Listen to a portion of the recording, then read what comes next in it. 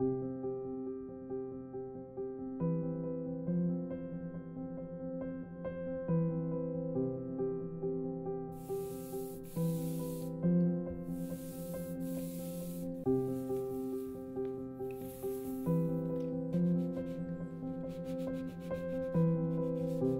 name is Brenda Malkinson, and I live in Edmonton. My studio is here in Edmonton in Canada.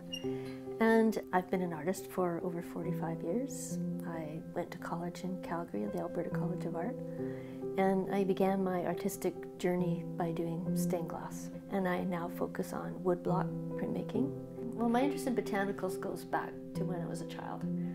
I was always one of those kids that picked leaves in the fall and pressed them between books, and even back then had little sketchbooks of drawings of botanicals. And to me, getting out into nature and observing color and light and shadow is really what I want to get into my work. I feel experimentation is incredibly important for an artist.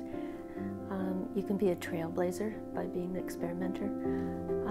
I see experimentation as kind of a conscious act of process. It keeps your work fresh, it keeps you fresh, it keeps you looking for new ideas or finding other ideas that you can bring into your work.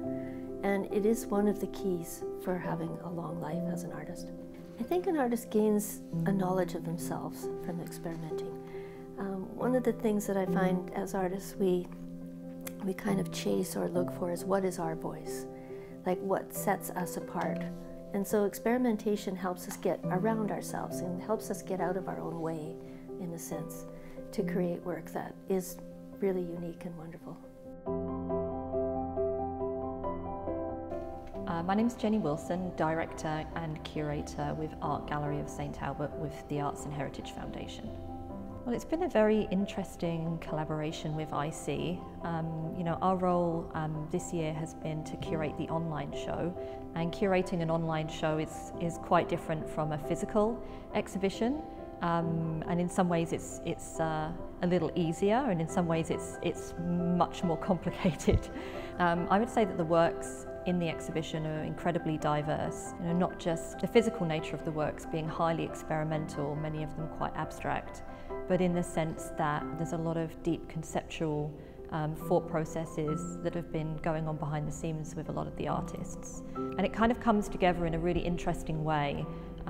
It's a beautiful visual journey.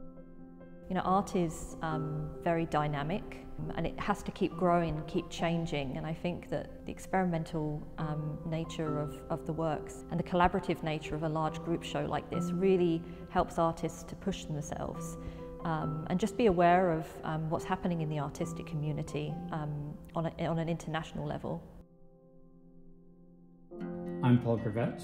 I live in New Westminster, which is in the lower mainland of BC, British Columbia. I see myself as an experimental photographer. As an artist, I'm intrigued by the idea of how can we take photography and experiment with it and work with it so that it's very abstract and try different things. I like to see what happens when it's more painterly. I really like that aspect of photography. I do enter some photography competitions, and once in a while, I might get a sort of a nod of some sort.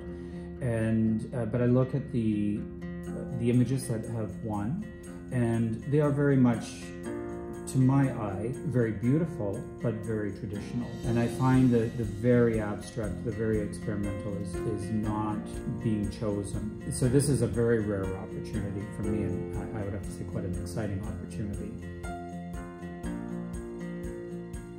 We've been really happy that ISEA have pursued a digital format this year and that we could be involved in that.